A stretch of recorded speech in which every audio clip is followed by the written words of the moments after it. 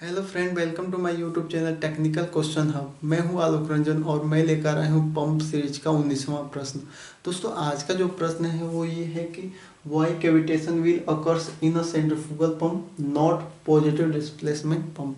यानी कि जो कैविटेशन की प्रॉब्लम है वो सेंट्रीफ्यूगल पंप में ही क्यों आती है, पॉजिटिव डिस्प्लेसमेंट पंप में क्यों नहीं आती। तो चलिए दोस्तों शुरू करते हैं। दोस्तों, ये मैंने डायग्राम बना रखा है। इसमें हमने ये कोई एक टैंक है। टैंक में कोई लिक्विड भरा हुआ है।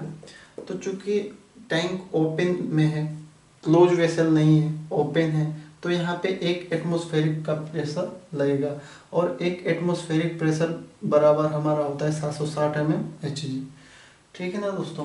अब क्या हुआ कि हमारा सेंट्रीफ्यूगल पंप चला। सेंट्रीफ्यूगल पंप के चलते ही इम्पेलर के रोटेट होते ही यहाँ पे हमारा वैक्यूम क्रिएट हुआ। वैक्यूम यानी कि लो प्रेशर क्रिएट हुआ। दोस्तों, कोई भी लिक्विड हो वो हमेशा तभी मूवमेंट करेगा जब उसमें प्रेशर डिफरेंस हो। तो यहाँ पे हमारा 760 mmHg है। यहाँ पे इम्पेलर के घूमने के कारण यहाँ पे वैक्यूम क्रिएट हुआ। तो यहाँ पे सपोज करो कि 460 mmHg हो गया प्रेशर, यानी कि वैक्यूम क्रिएट हो गया। वैक्यूम कितना हो गया दोस्तों? 460 mmHg एज्यूम कीजिए, मान लीजिए।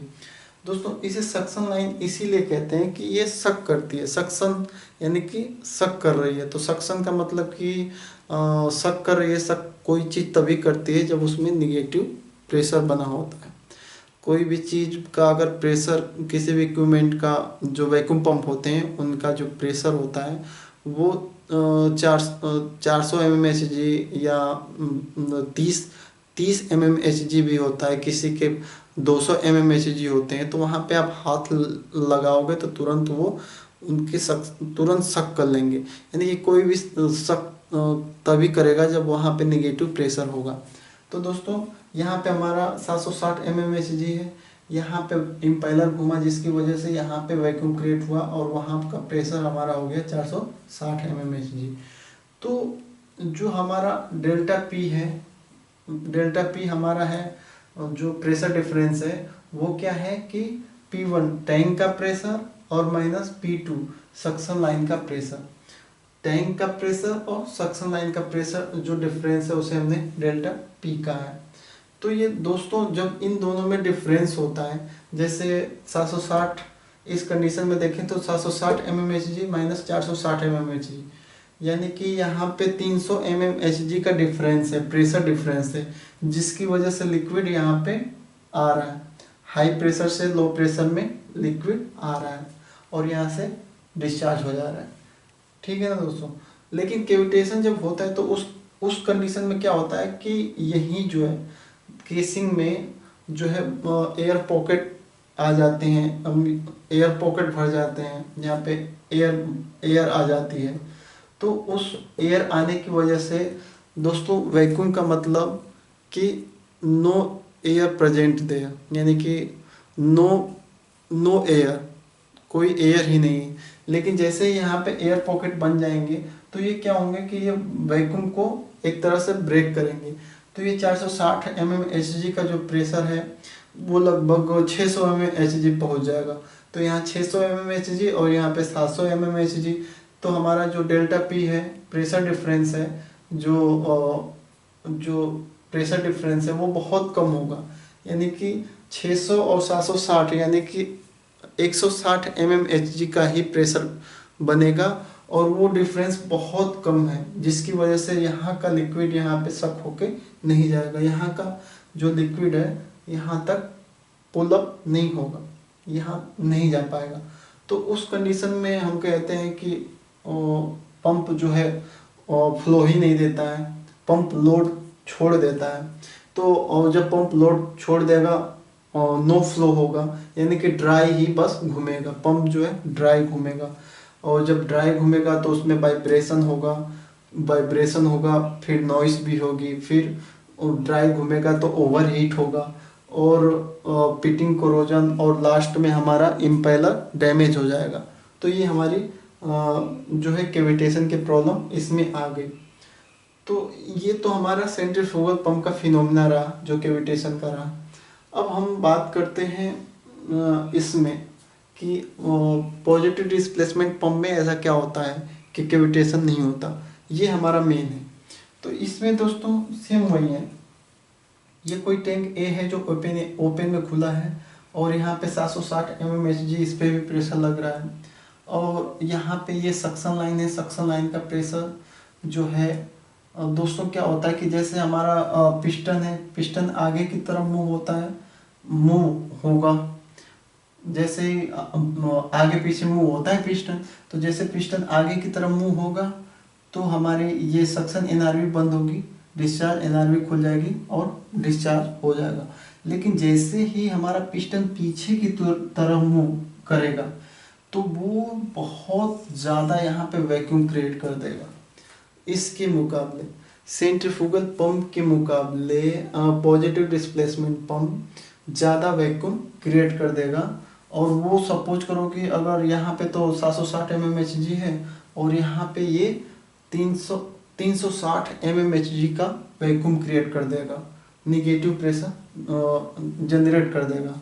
तो अब यहाँ हम देखें तो 760 माइनस 360 हमारा जो डिफरेंस हो गया वो लगभग 400 mmHg का डिफरेंस हो गया यहाँ पे, और ये जो है ज़्यादा हमारा डिफरेंस क्रिएट हो गया।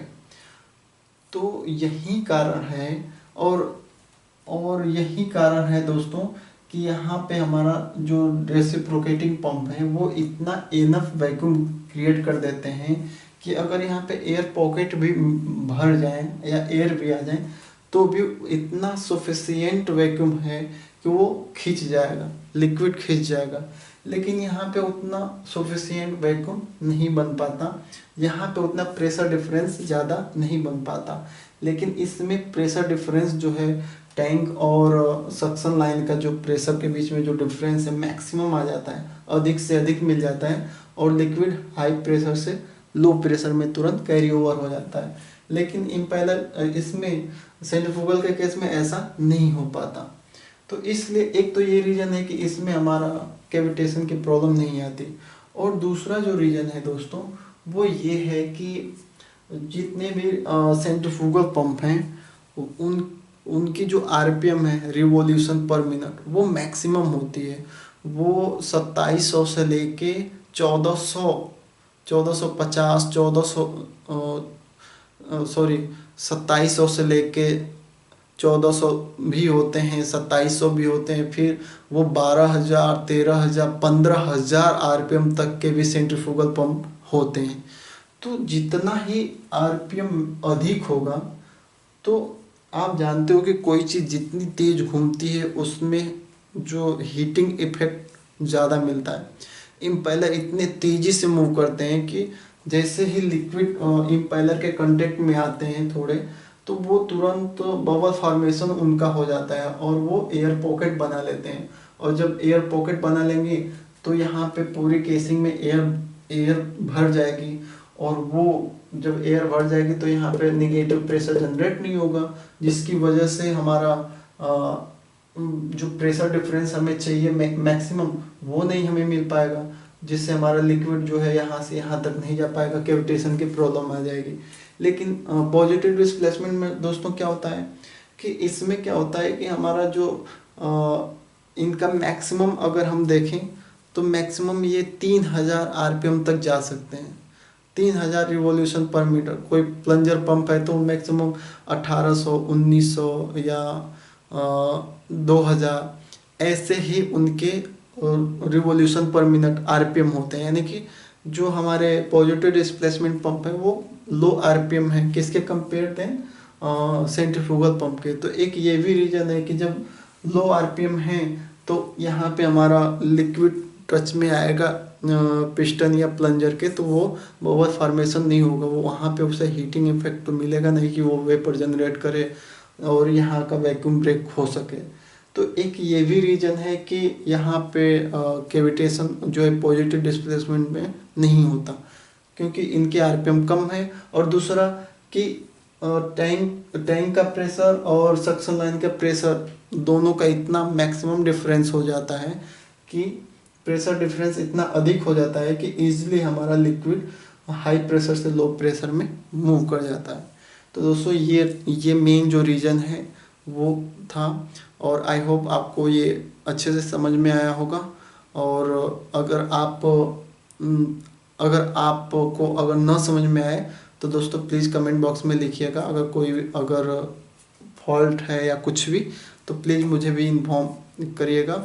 और कैसा लगा मेरा छोटा सा प्रयास ज़रूर कमेंट बॉक्स में लिख के बताइए। Thanks for watching. जय हिंद दोस्तों।